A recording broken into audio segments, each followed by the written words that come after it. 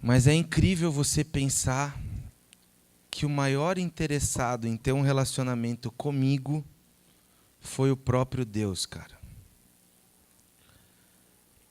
Talvez você já quis se relacionar com alguém. Talvez até você tenha algumas pessoas, referências na sua vida que você fala, cara, como eu queria sentar, tomar um café com ele. Sabe a referência de psicologia que você tem, Leilane? Pô, quero ser uma psicóloga igual aquele cara ali. A referência que a gente tem, poxa, irmãos, ele tinha isso aí com a gente, você acredita? Com você, comigo, que não mereço, que não valho nada. Ele tinha isso comigo, ele me quis para ele antes de eu querer ele. Antes de eu desejá-lo, ele me desejou. Antes de eu conhecê-lo, ele me conheceu. Antes de eu chamá-lo de pai, ele me chamou de filho. A palavra do Senhor diz assim: Deus prova o seu amor por nós, quando Cristo morreu por nós, quando nós ainda éramos pecadores. Não existe nada mais doloroso, ou uma das coisas mais dolorosas, do que um amor não correspondido. E antes que eu o conhecesse nesse Cronos, há mais de 2019 anos, ele me amou, ele te amou, Rafa. Ele me amou, ele me desejou. E tudo que ele fez foi para que ele me tivesse perto dele. E tudo que ele permite na minha vida é para que eu me aproxime dele, é para que eu me achegue a ele. Então, antes de eu desejá-lo, ele me desejou. Então, o que nós vamos conversar aqui, se o Senhor nos der graça, diz respeito ao desejo de um Deus eterno, poderoso, incomensurável. Diz a respeito de um Deus que excede todo entendimento humano. Diz a respeito de um Deus que criou as coisas mais lindas que nós podemos ver. Diz a respeito de um Deus que controla todas as coisas. Diz a respeito de um Deus que fala que contou os oceanos na palma das suas mãos e ele sabe quantos grãos de areia tem no mar. Ele sabe quantos fios de cabelo existem na sua cabeça e nada foge da sua soberania. Ele assiste a humanidade numa posição onde ele enxerga a eternidade. Ele ontem, ele vê o hoje, ele vê o amanhã. Ele criou e ele cuida da biologia. Ele cuida das coisas macro, ele cuida das coisas micro. Se o sol se deslocar 1 centímetro, nós somos todos queimados, mas ele sustenta o sol, ele sustenta o movimento de rotação, translação, ele faz a fotossíntese das plantas, ele cuida dos animais, ele cuida de um feto 9 meses dentro da barriga da sua mãe, para que ele não tenha lá dentro ansiedade, consciência. O Senhor priva todas as coisas, o Senhor faz todas as coisas, e no meio de toda essa grandiosidade, ele me amou, e ele te amou. Existem milhões de pessoas na terra, e ele me amou, e ele te amou. O maior interessado em ter conosco é ele. Esse versículo que nós lemos de João diz respeito à promessa da permanência contínua de Deus no homem. Eu vou ler de novo, não precisam ler. Jesus fala aos discípulos: o Espírito de verdade que o mundo não pode receber, porque não vê, nem o conhece, mas vós o conheceis, porque habita convosco, mas não está envosco. Ele habita convosco, mas ele ainda não está em vocês. Como que você pode cravar isso? Pelo que ele diz em seguida: e estará em vós. Eu acho que ele falou isso, um olhou para o outro e falou assim: do que ele está falando? Espírito que habita, eu não estou nada, eu não estou sentindo nada. Ele está falando que tem um Espírito que habita conosco. Vai estar dentro de nós. A gente vai ficar possuído? Não. Vocês vão ficar reavivados. Você é um ser tricotômico, corpo, alma e espírito. Corpo e alma de qualquer ser humano vive, mas o espírito não. O espírito vive daqueles que são vivificados por ele. Porque quando o homem peca, o espírito do homem morre. O homem passa a não ter mais contato com Deus. É por isso que a gente é tão desesperado, cara, tão aflito. É tão difícil crer em Deus, porque nós nascemos e somos criados numa condição de corpo e alma. Então você se preocupa com o seu corpo e a sua alma você não precisa se preocupar porque ela já faz esse papel. Ela faz você ficar preocupado.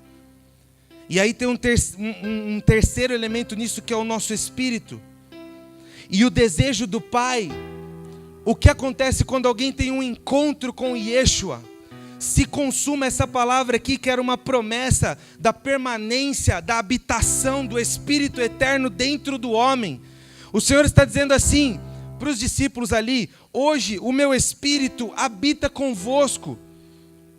Ele anda no meio de vocês. Talvez vocês não saibam, mas isso foi instituído lá em Êxodo, discípulos. Ele anda no meio de vocês, mas vai chegar o dia em que Ele habitará dentro de vocês.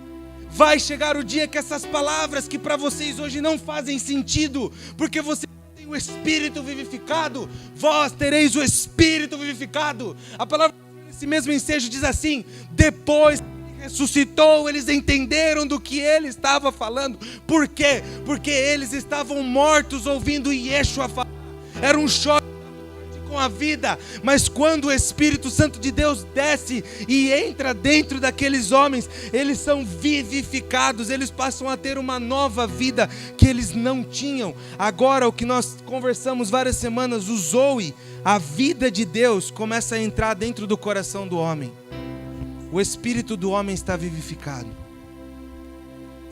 Vamos falar primeiro sobre habitação pessoal. A palavra do Senhor, abra em Êxodo, é facinho. Segundo livro da Bíblia, Gênesis, Êxodo, capítulo 25.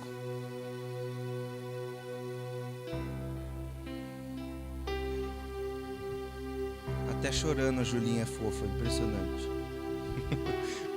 Parece que esse bonequinho que você aperta e chora.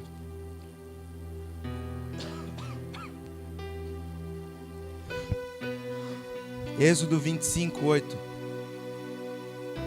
Acerca da habitação pessoal, existe algo escondido aqui em Êxodo 25, 8 e 9.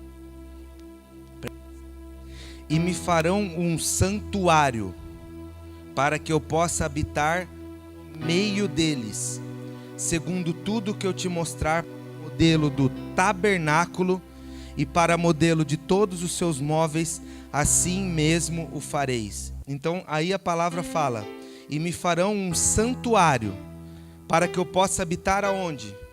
No meio deles. A partir disso, o santuário construído, Jesus falou lá na frente que nós lemos aqui: eu habito no meio de vocês. Por quê? Por causa do santuário que tinha sido construído. Então foi uma promessa de Deus. Naquele momento, Deus começou a viver no meio dos homens. Ele vivia no meio dos homens. Ele não vivia dentro. Ele vivia no meio dos homens. Não, por que ele não vivia dentro? Porque o homem tinha caído no pecado. E a santidade de Deus não podia ter contato com o pecado do homem. Deus é extremamente santo. Ele é inerrante. Ele é eterno. E o homem, quando cai no jardim, Deus faz Adão sem pecado. Adão não foi criado de uma paternidade humana, que ele já herdou um pecado do pai dele. Não, Adão foi criado da mão de Deus. Então quando Adão cai, não tem mais como Deus ter contato com o homem, porque ele é limpo, ele é puro, e não tem como ele ter contato conosco. Ele precisava fazer alguma coisa para que isso fosse resolvido. Então é por isso que a presença, a habitação de Deus estava no meio deles. A palavra santuário, nós lemos aí santuário e tabernáculo. Santuário do hebraico significa mikdash. Perguntei para um amigo meu, pastor Alê, falei: fala como é que fala aí. Ele falou que fala hebraico, então é assim mesmo. Santuário, na original Bíblia hebraica, quando Moisés estava lá com a pena escrevendo lá, ele escreveu mikdash. Significa lugar sagrado, santuário, lugar santo. E tabernáculo, que tem no versículo seguinte ali, acho que é o versículo 9, tabernáculo significa mishkan, lugar de habitação, moradia. Então santuário é lugar santo, tabernáculo é lugar de moradia. São coisas um pouco diferentes. Isso, queridos, o santuário e o tabernáculo a respeito do que ele fez conosco. A palavra do Senhor diz ali, eu vou ler de novo para que você tenha essa ótica. E me farão um santuário, me farão um lugar santo, para que eu possa habitar no meio de vocês, segundo tudo que eu te mostrar, para o modelo da minha moradia, da minha habitação, que é o tabernáculo, e para o modelo de todos os seus móveis, assim mesmo o fareis. Santuário é o que ele nos fez, ele nos tornou santos, separados, ele tem nos santificado. Por isso que a palavra do Senhor diz em 1 Tessalonicenses 4, 3 ao 5, porque essa é a vontade de Deus, a vossa santificação, que vos abstenhais da prostituição, que cada um de vós saiba possuir o seu vaso em santificação e honra, não na paixão de concupiscência como os gentios que não conhecem a Deus. Por que Deus quer? Por que Deus precisa que nós sejamos santos? Por que Deus deseja a nossa santificação? Porque nós fomos feitos para santuário. O que a palavra do Senhor diz? Vós sois templo do Espírito. Alguém aqui é igreja sozinho? Alguém é templo sozinho? Não. Mas você foi santificado, você foi separado. A palavra santo significa separado. Então, assim como lá em Êxodo, na aliança lá de Moisés, para instituir a habitação de Deus no meio do povo, ele teve que construir um lugar santificado. Para habitar dentro do povo, ele teve que fazer o quê? Nos santificar. Então, ele nos santificou e ele nos chama a santificação, porque isso é uma das etapas que nós vivemos para que nós sejamos uma habitação pessoal dele. Não tem como. Nós seremos sempre passados por essa fornalha da santificação, que não diz só a respeito do que você pode ou não pode fazer, irmão. O que você pode ou não pode fazer é o fim das coisas. A santificação é lá no começo. A santificação é o início, a santificação é a intenção do coração. Então é por isso que ele nos chama santificação. Santuário e tabernáculo é o que nós manifestamos por sermos santificados. Nós manifestamos a sua habitação.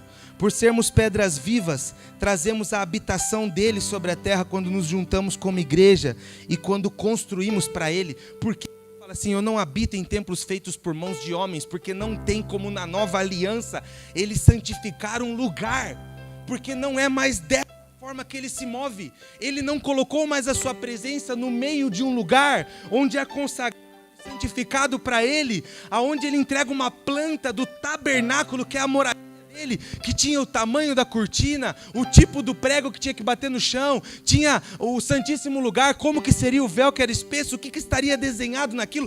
Tudo aquilo diria respeito a alguém, tudo aquilo remetia a alguém que era Yeshua. Então não tem como ele na nova aliança, uma vez que Yeshua veio, morreu na cruz, para que o Espírito saísse do meio de nós e viesse para dentro de nós, não tem mais como ele habitar ou residir num lugar feito de concreto e tijolo. Ele está dentro de nós, e é por isso que ele nos chama santificação, porque a santificação é o processo da habitação pessoal dele em nós, para que nós venhamos a trazer a habitação dele na terra enquanto tabernáculo. É por isso que ele nos chama a santificação, e é por isso que existe o tabernáculo. Então o santuário é um lugar separado, foi o que ele fez conosco. E o tabernáculo é a moradia dele, é o que ele faz quando nós nos juntamos. Vocês entenderam até aqui? Então vamos lá. Podemos dizer que o tabernáculo era a planta feita por Deus de uma construção que comportasse a sua presença. Você concorda? Você concorda que ele falou assim? Vocês vão erigir um santuário e vocês vão fazer um santuário, um tabernáculo. E a minha presença estará no meio de vocês. Então você concorda comigo que, para que a presença dele viesse sobre a terra, lá no Velho Testamento, teve que ser feito o quê? Um santuário, um tabernáculo, certo? Então a planta do tabernáculo é exatamente as medidas para que a habitação de Deus se manifeste na terra. Ele está querendo dizer assim, eu vou habitar no meio de vocês, mas para que eu habite no meio de vocês, vocês têm que fazer um prédio dessa altura aqui para poder comportar a minha habitação. É isso que ele está falando aqui. E o mais engraçado, olha isso. A palavra do Senhor diz assim em Hebreus 8, 1 e 2. Ora, o essencial das coisas que temos dito é que possuímos tal sumo sacerdote, está se referindo a Jesus, que se assentou à destra do trono na majestade dos céus, como ministro do santuário e do verdadeiro tabernáculo que o Senhor erigiu, não o homem. Vou ler de novo. Ora, o essencial das coisas que temos dito é que possuímos tal sumo sacerdote, que se assentou à destra do trono na majestade nos céus, como ministro do santuário e do verdadeiro tabernáculo que o Senhor erigiu. De novo, só que agora no Novo Testamento, ele fala sobre um santuário que é um tabernáculo, mas que o Senhor erigiu, não o homem. O que isso significa? A planta do tabernáculo lá de Moisés, que nós lemos aqui no começo, em Êxodo 25, ela era uma tipificação de Cristo. A planta do tabernáculo era uma tipificação de Cristo. Ou seja, para que a habitação de Deus venha sobre a terra, o molde é Yeshua. Quando ele manda construir o tabernáculo, ele não está pensando num tabernáculo aleatório.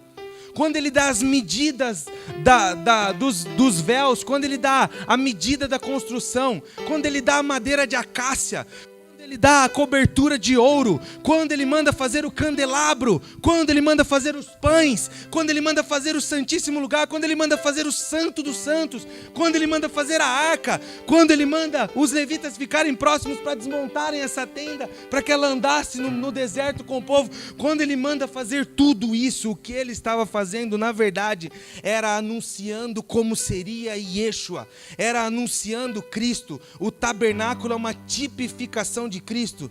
Isso significa que a planta de Deus na terra, para que ele venha com a sua moradia, é Jesus.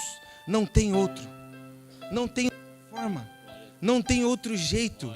O próprio Yeshua era o tabernáculo de Deus encarnado na terra. Ele respondia a todos os detalhes daquele tabernáculo que foi feito. O desafio da habitação. Deus tem nos chamado para sermos construtores, mas Ele começará pela primeira casa, que somos nós. Então nós estamos falando de uma habitação. Então nós vimos que o Senhor Jesus morreu para que o Espírito dele saísse do meio e entrasse em nós. Nós vimos que por Ele ser literalmente o tabernáculo encarnado, e tabernáculo significa moradia, Ele pode trazer a habitação de Deus para a terra. E agora nós vamos entender que existe em mim e existe em você um desafio dessa habitação que Ele criou em nós. Nós somos templo do Espírito, nós somos pedras vivas. Isso é algo consumado. Ele deu uma promessa ali, falou: eu vou habitar no meio de vocês. E quando Ele morre, ressuscita e vem o Espírito Santo de Deus, Ele vem e habita dentro de nós. Ele passa a morar dentro de nós. Mas isso vai demandar dentro de nós um processo. Isso vai demandar dentro de nós um desafio. E eu queria que você olhasse e pensasse comigo nisso agora. A palavra fala assim em João 14, 23. Essa é a promessa do que eu estou falando para vocês. Jesus respondeu e disse-lhe: se alguém me ama, guardará a minha palavra, e meu Pai o amará, e viremos para ele e faremos nele morada. Jesus respondeu e disse-lhe: se alguém me ama, guardará a minha palavra, e meu Pai o amará, e viremos para ele e faremos nele morada. Essa palavra se cumpre. João 14, 21 diz assim: aquele que tem os meus mandamentos e os guarda, esse é o que me ama, e aquele que me ama será amado de meu Pai, e eu o amarei e me manifestarei a ele. É aqui que está a questão. O Senhor está dizendo assim: discípulos, vocês vão começar a ter uma coisa que vocês não têm. Eu vou sair do meio, o Espírito, ele vai sair do meio de vocês, que Ele está no meio de vocês desde Êxodo 25:8, e Ele vai começar a morar dentro de vocês. Isso porque vocês ainda não sabem, mas eu sou a figura do tabernáculo do meu Pai, e eu trago a habitação do meu Pai para a terra, e eu deixarei essa habitação com vocês, porque vocês vão se tornar o meu corpo. Era tudo isso que ele estava dizendo nesses versículos aí. E aí ele está dizendo assim: só que essa habitação pessoal que eu vou criar em vocês, vai virar vocês de ponta cabeça. Ela vai virar vocês de ponta cabeça, porque ela vai contra tudo que vocês construíram até hoje. Então, quando a palavra do Senhor fala assim: eu e meu Pai viremos a Ele e eu me manifestarei a Ele, Nós não vimos aqui que a planta, que o tabernáculo significa habitação, o tabernáculo de Deus, o tabernáculo apontava para Yeshua. Então nós entendemos que Yeshua é a planta da moradia de Deus. Se tem como Deus habitar na terra, é através de Yeshua, é através do corpo. E isso ele edificando dentro de nós, quando ele se manifesta a nós, o que ele precisa fazer? O papel dele de planta de casa. O quê? Precisa esticar uma folha numa mesa, olhar para o alicerce e falar: cara, você colocou isso aí no seu alicerce? Sério mesmo? Sério, eu usei esse material. Nós vamos ter que quebrar. Porque agora eu estou habitando em vocês. Agora eu estou edificando dentro de vocês, através de vocês, uma morada. Então agora as estacas que vocês se fincaram, eu estou me manifestando a vocês. Não é assim, tá vendo como é? Você entende o que é o manifestar? Quem já assistiu Prison Break? Eu nunca assisti, mas eu sei o que é.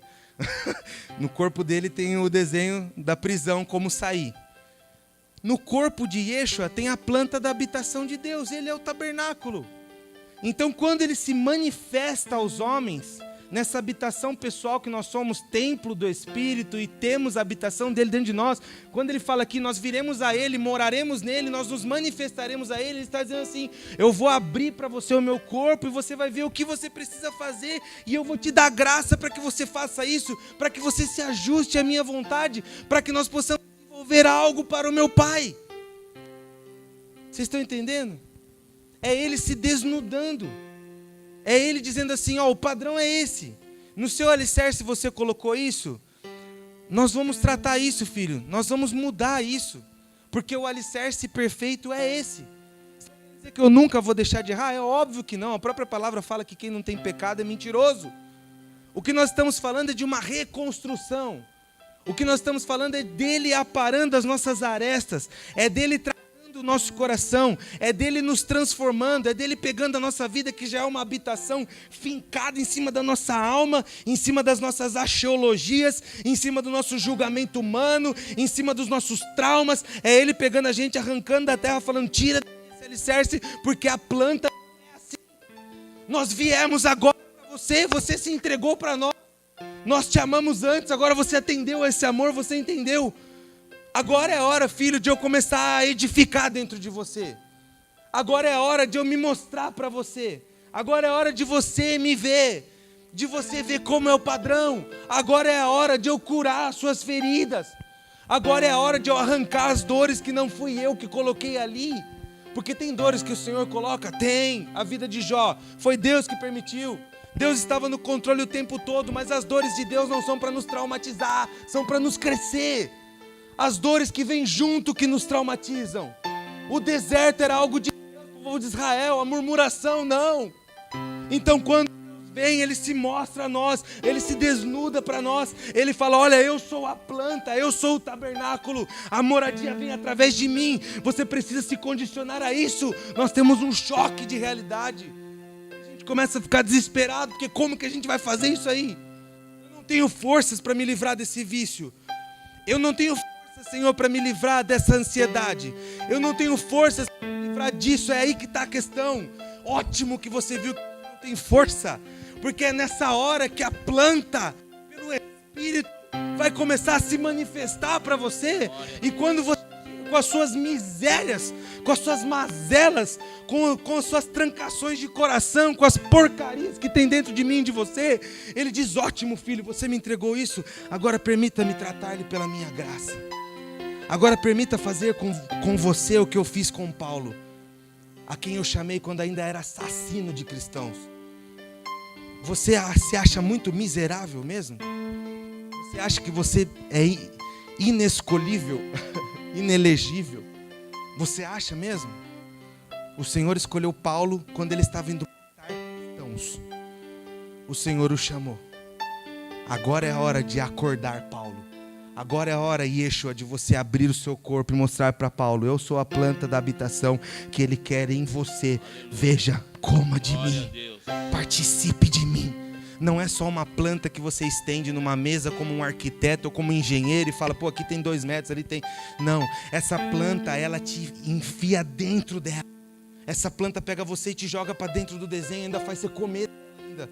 Coma do meu corpo e tome do meu cálice. Quem não fizer isso não tem parte comigo. Essa planta te ensina a depender dele.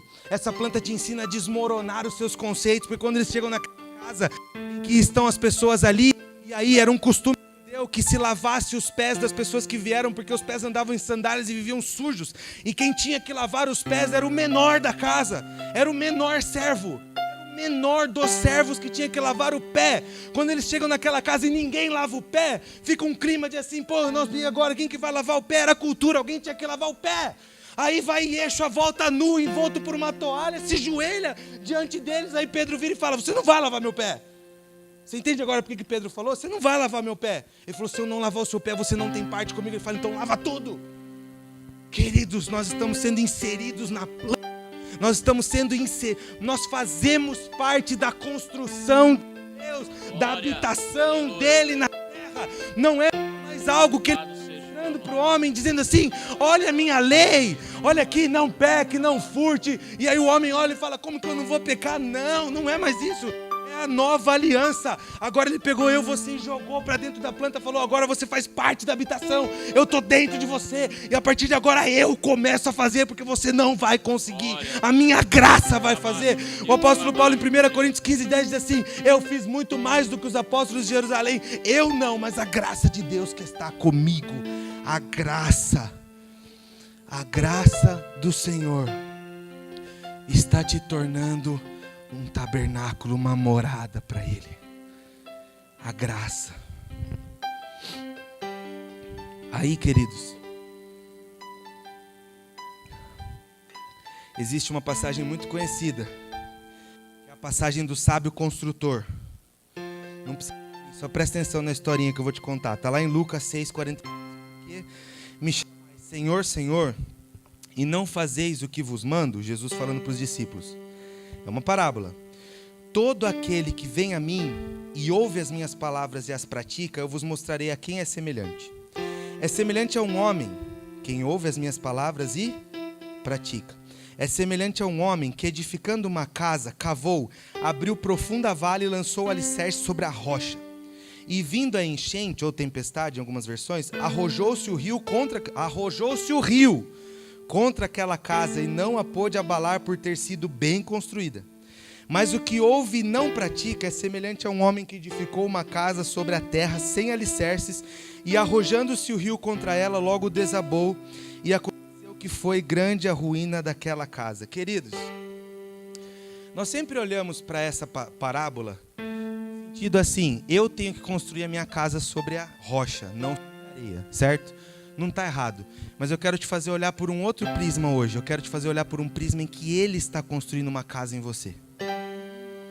Ele está construindo uma casa em você. Ele veio e está morando em você, e Ele está reformando agora. Você acha que Ele vai construir em algum lugar diferente da rocha? Você acha que Ele vai construir num lugar diferente que não seja a rocha?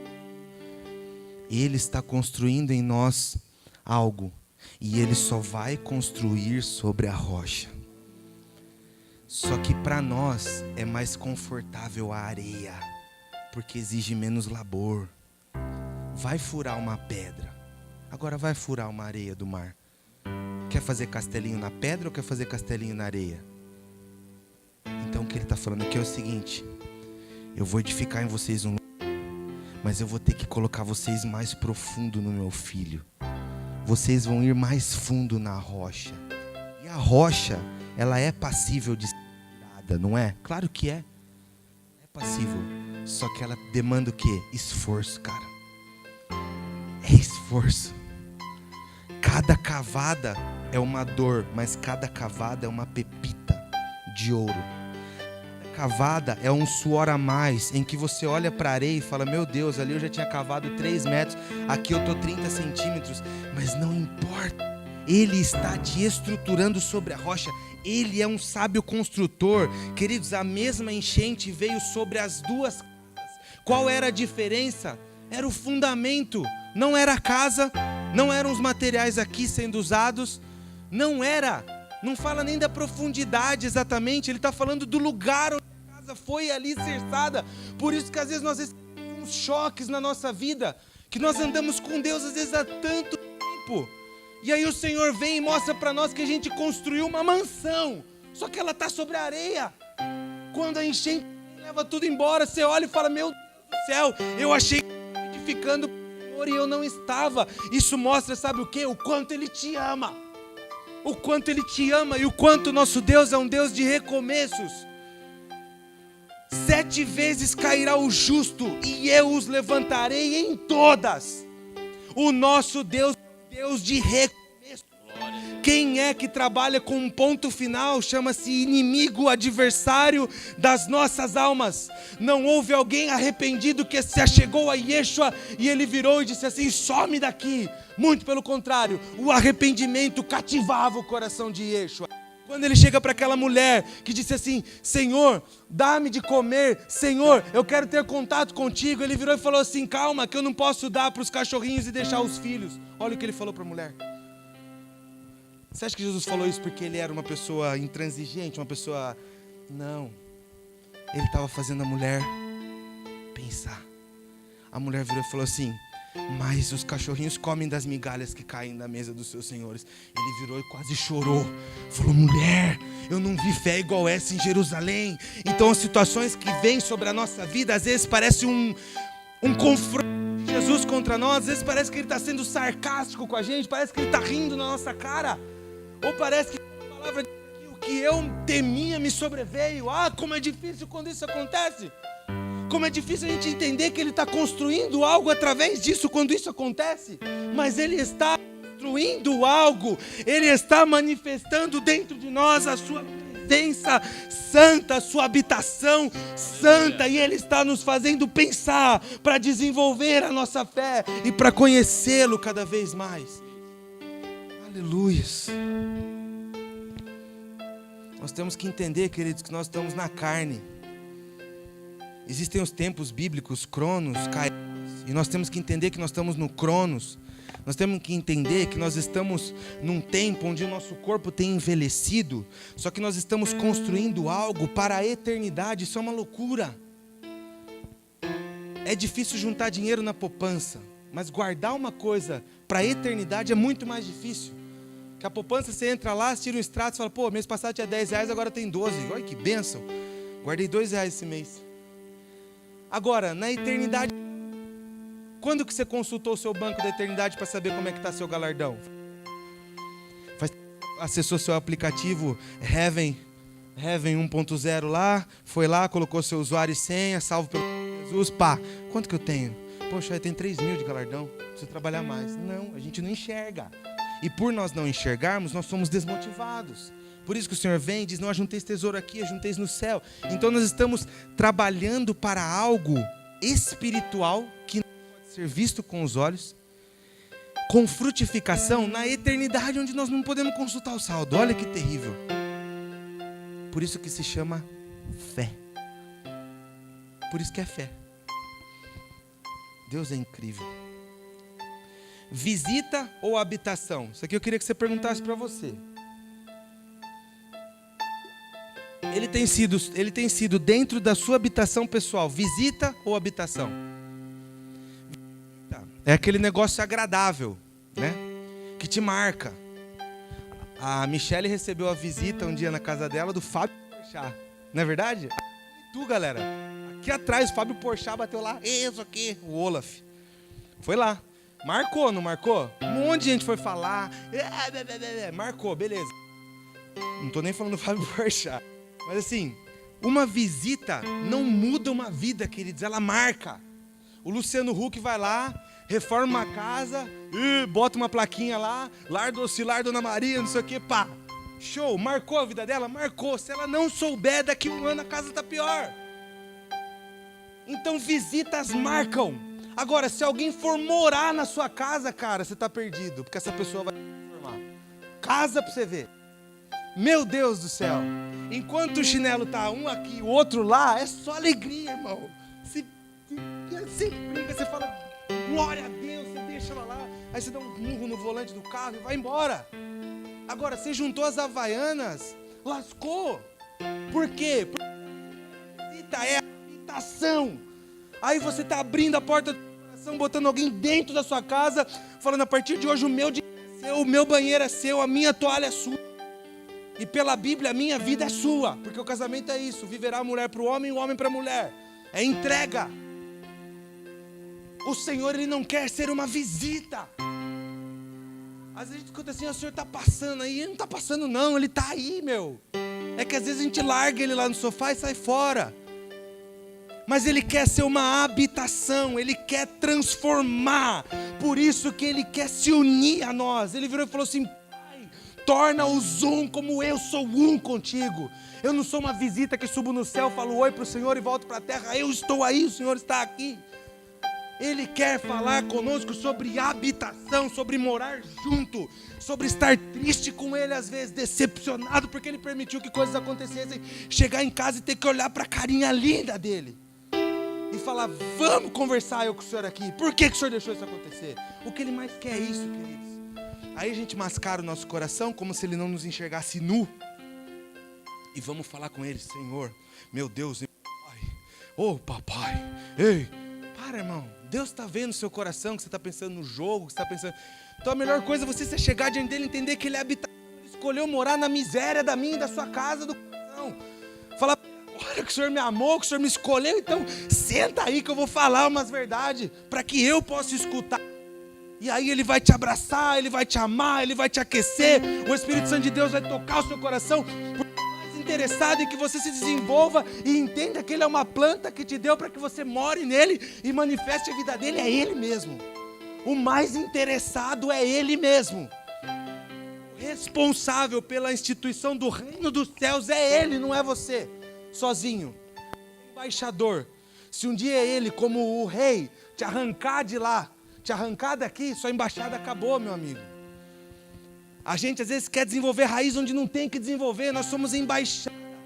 Se nós sairmos daqui, logo não tem mais. Você vai lá em São Paulo, tem embaixada dos Estados Unidos. Dentro da embaixada, não sei se todo mundo sabia, valem as leis dos Estados Unidos, aqui no Brasil. Então se um cara cometeu um crime dentro da embaixada, ele vai responder pela lei dos Estados Unidos. Aí vem a palavra e diz que nós somos o quê? Embaixadores de Cristo. Agora, até pouco tempo atrás, nós não tínhamos embaixada brasileira em Israel. Não tinha embaixada brasileira em Israel. Aí não tinha o quê? Manifestação do Brasil dentro de Israel. Legalmente falando dessa forma, não tinha. Se sair a embaixada americana do Brasil, não vai ter mais embaixada, não vai ter mais uma parte dos Estados Unidos dentro do Brasil. E Ele está nos colocando como embaixadores de Cristo, cara. Uau! Por isso que nós manifestamos o reino onde nós vamos. Mas o reino não fica ali. O reino, ele está conosco. Se você se movimentar, o reino se movimenta junto com você. E se você parar, o reino para com você. Você é só embaixador. Você não está indo colonizar a terra jaz do mar.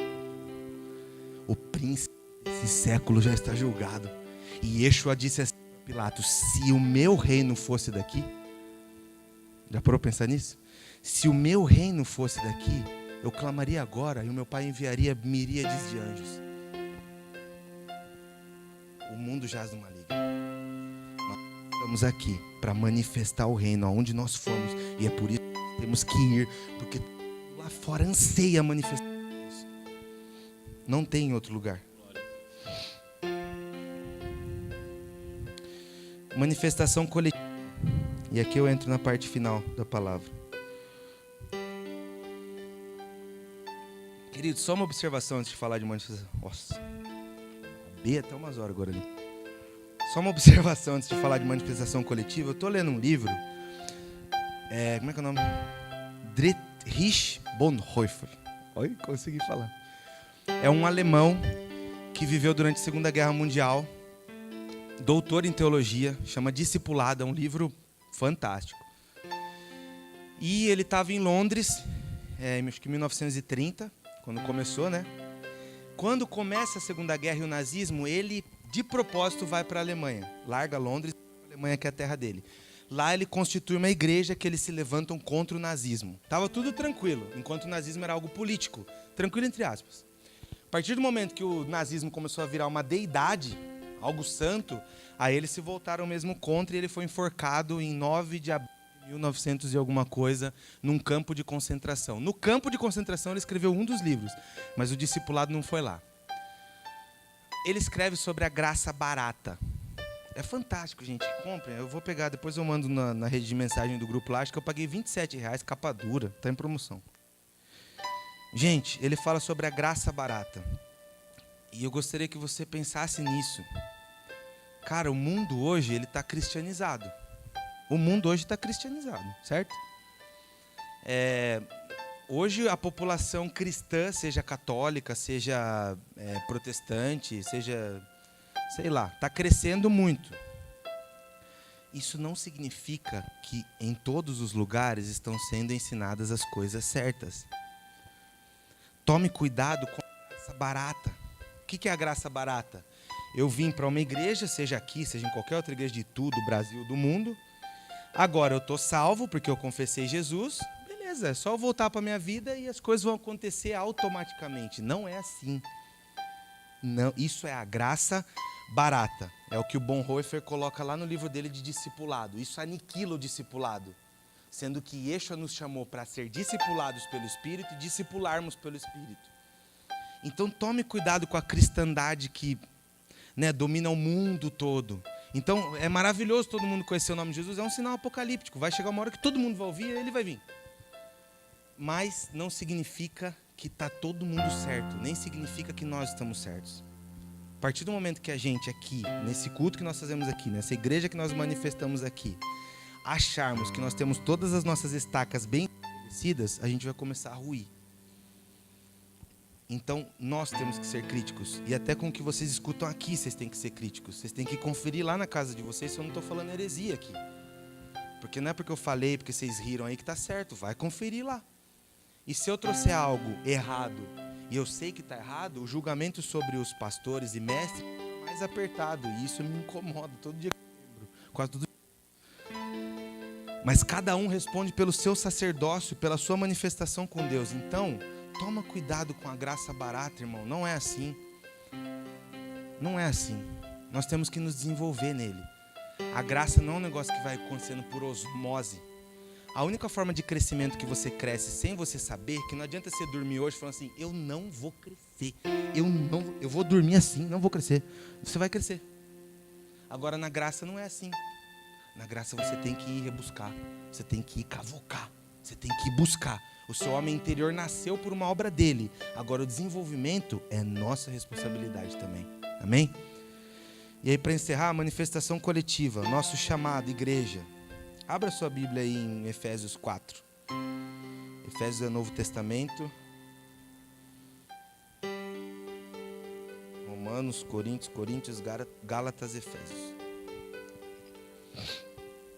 Romanos, Coríntios, Gálatas. Quinta epístola depois de Atos.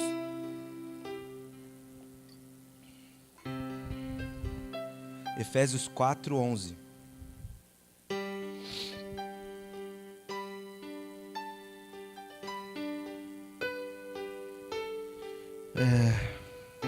Acompanha aí.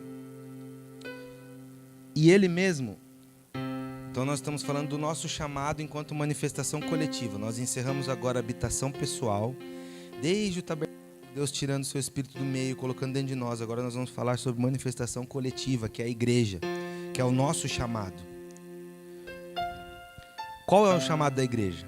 Efésios 4, 11 a 13. E ele mesmo concedeu uns para apóstolos, outros para profetas, outros para evangelistas, outros para pastores e mestres, com vistas ao aperfeiçoamento dos santos para o desempenho do seu serviço, para a edificação do corpo de Cristo, até que todos cheguemos à unidade de fé e do conhecimento do Filho de Deus, à perfeita varonilidade, à medida da estatura da plenitude de Cristo. Então olha aqui para mim. Qual que é o chamado da igreja? Dos santos. Acabamos de ler aí. 1, 2, 3 e já. Edificação do corpo de Cristo. Certo? Vamos ler de novo, ó. Ele mesmo concedeu uns para apóstolos, outros para profetas, outros para evangelistas, outros pastores e mestres, os 5 ministérios, Por que que ele fez os 5 ministérios? Ele fez com vistas, querendo o aperfeiçoamento dos santos. Por que que ele fez os 5 ministérios querendo o aperfeiçoamento dos santos? Para o desempenho do serviço dos santos. E qual que é o serviço dos santos? A edificação do corpo de Cristo. Cara, nós estamos construindo o corpo de Cristo. Nós estamos edificando o corpo de Cristo. Os 5 ministérios trabalham para aperfeiçoar os santos, que não exclui o ministério, para a edificação do corpo de Cristo. Por quê?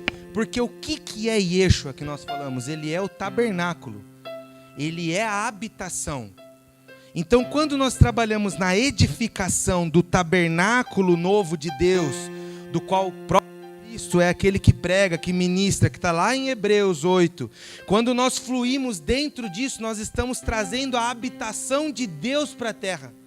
Nós estamos edificando o corpo de Cristo, que é a figura da habitação de Deus, do tabernáculo de Deus. Nós que fomos feitos santuários, nós que fomos feitos separados, estamos trabalhando na edificação de um corpo que diz respeito a uma habitação que agora atinge a terra, que é o corpo de Cristo, trazendo a presença do Pai através da igreja. É isso que nós fazemos. A palavra em Mateus 8:20 diz assim: mas Jesus lhe respondeu: as raposas têm os seus covis, e as aves do céu os ninhos, mas o Filho do Homem não tem onde reclinar a cabeça. O que ele estava falando aqui? Sobre isso. Ele estava falando assim: eu sou o cabeça, mas eu não tenho onde reclinar a minha cabeça. Eu sou o cabeça, mas eu não tenho um corpo. O Filho do Homem não tem onde reclinar a cabeça. O que nós estamos fazendo? Nós estamos edificando um lugar para que se recline o cabeça. Todas as vezes que nós nos manifestamos nisso, nós trazemos a habitação de Deus para a terra. Porque santuário significa separado, mas tabernáculo significa habitação. Nós trazemos a manifestação de Deus. Por isso que a palavra fala em Efésios 2, que nós somos uma família para o Pai, um corpo para o Filho. Estamos nos tornando uma morada para o Espírito. Ele está falando do coletivo. Ele está falando da igreja. Nós somos pedras vivas, vivificadas, que juntas construímos para Ele um lugar. Juntos construímos para Ele um lugar. Há uma expectativa no coração do cabeça de ter aonde reclinar a sua cabeça. E isso Ele entregou a nós. E nós estamos edificando, cara, o corpo de Cristo, para trazer a habitação e invocar a glória. Olha o que o salmista diz, Salmo 26:8. Senhor, eu tenho amado a habitação da Tua casa e o lugar onde permanece a Tua glória. Aonde permanece a glória de Deus? Na habitação dEle. Senhor, eu tenho amado a habitação da Tua casa e o lugar onde permanece a Tua glória. Por isso, queridos, nós temos a planta que é Yeshua, que se manifestou pessoalmente a nós. Nós terminamos o ano passado falando isso, que o Senhor Jesus, Ele deseja que nós o conheçamos pessoalmente. Lembra, a gente ainda falou do presidente. Não, você escuta o que ele fala lá, mas você nunca sentou com ele. Você não conhece ele. Você não conhece ele o quê? Pessoalmente. E o que o Senhor Jesus está nos chamando? Para conhecê-lo pessoalmente. Amém? Então que o Espírito Santo de Deus ministre essa palavra ao meu e ao teu coração.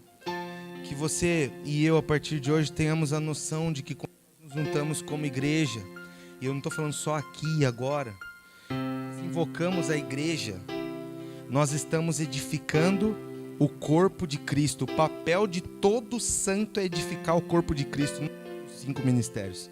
Os 5 ministérios aperfeiçoam os santos para que os santos façam isso.